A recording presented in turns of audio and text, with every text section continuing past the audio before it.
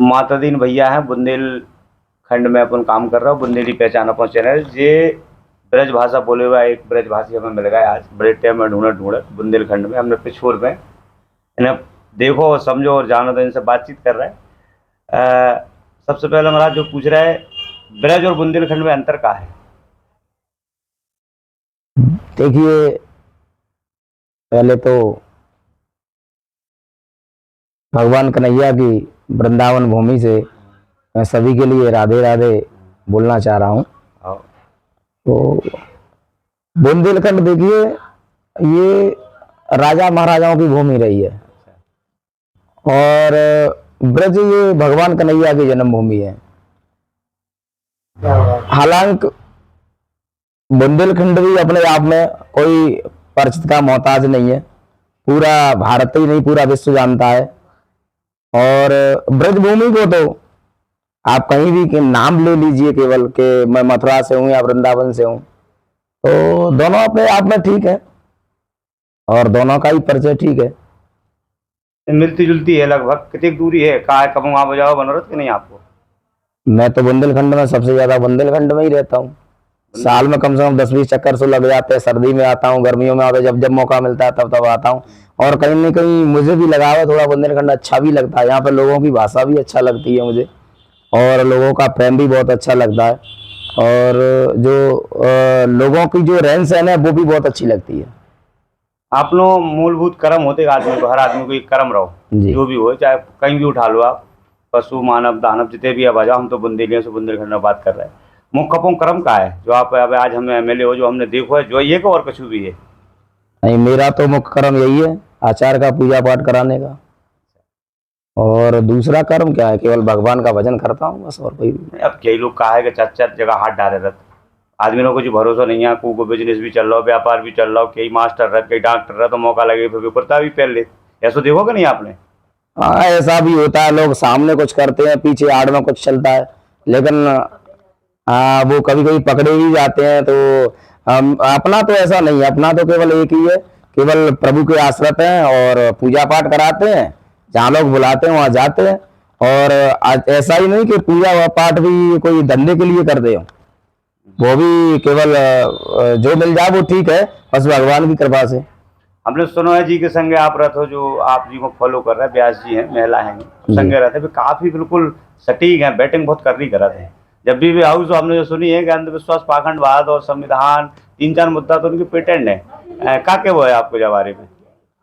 जी वो तो है। तो मेरा कहना तो ये है, आज के समय में वैसे ऐसी कथाओं की जरूरत है कि आपने पौराणिक कथाएं तो बहुत सुन ली और सुनते आ रहे हैं, और बहुत सारे व्यास भी आज उठा के देख लीजिए, 1000 व्यासों में कोई एक ऐसा वक्ता होगा जो संविधान की कथाएं कहता होगा। नहीं तो बाकी सब कमाई के चक्कर में, व्यास भी कमाई के चक्कर में पड़े हुए हैं। केवल धन आए कैसे भी आए, लोगों को झूठ पड़ा के आए या कैसे भी करके आए, पर धन आना चाहिए। लेकिन जो वास्तविक अंधविश्वास पाखंडवाद के खिलाफ जो व्यक्ति बोलता है, तो वो हजारों में एक आध होंगे।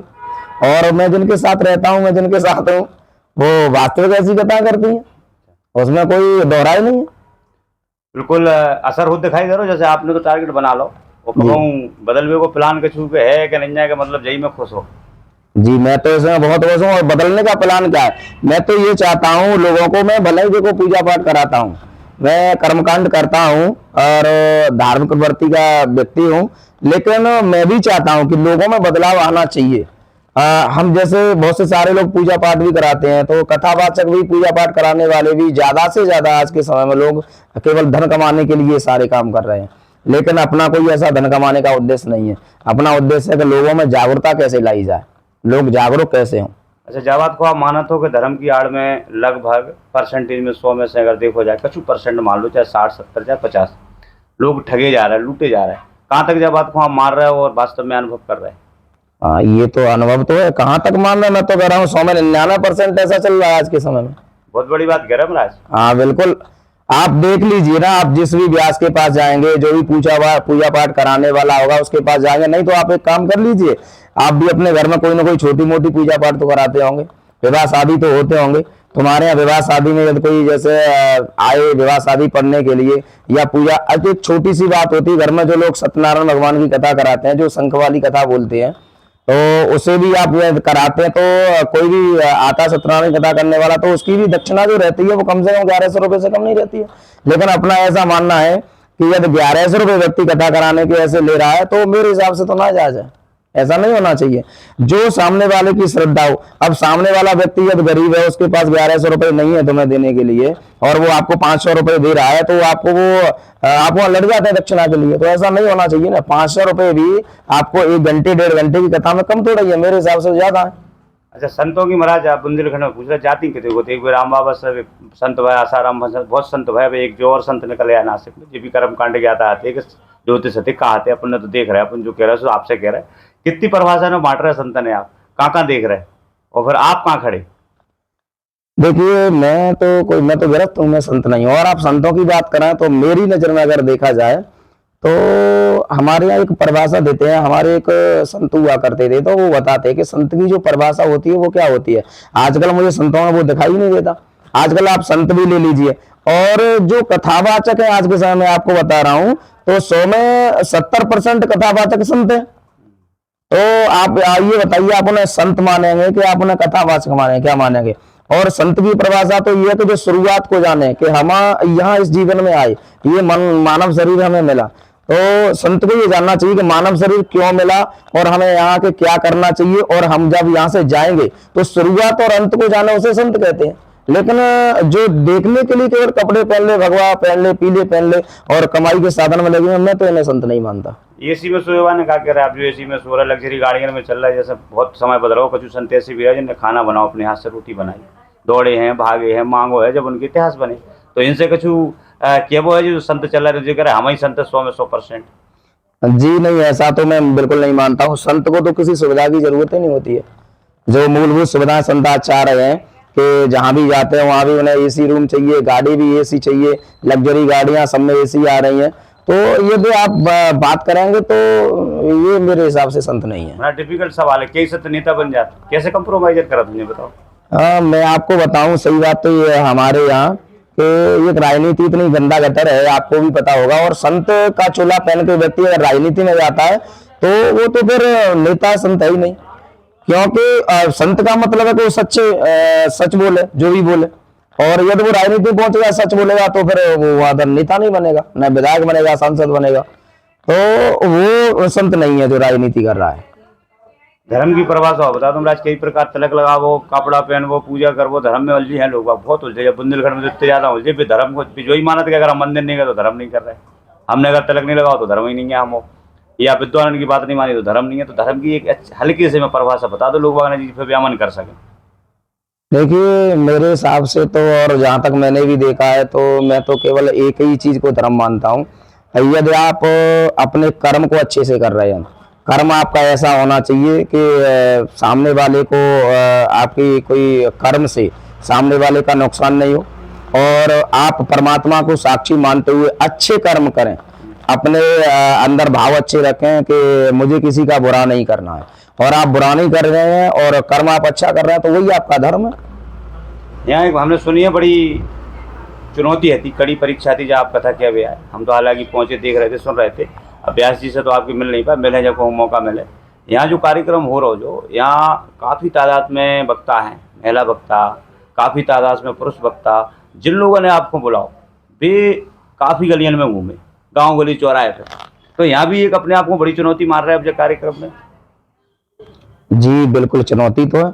और एक चीज मैं और बताऊं कि जहाँ जैसे आपने बोला कि यहाँ भी गली में, घर में और गांव में, क्षेत्र में वक्ता हैं, और ये तो सही बात है। मेरे हिसाब से अगर देखा जाए तो पूरी एमपी की मैं बात करता हूँ, शिवपुरी में सबसे ज्यादा वक्ता है, कथा वक्ता है अगर देखे जाए तो ज्यादा से ज्यादा जो लेडीज वक्ता।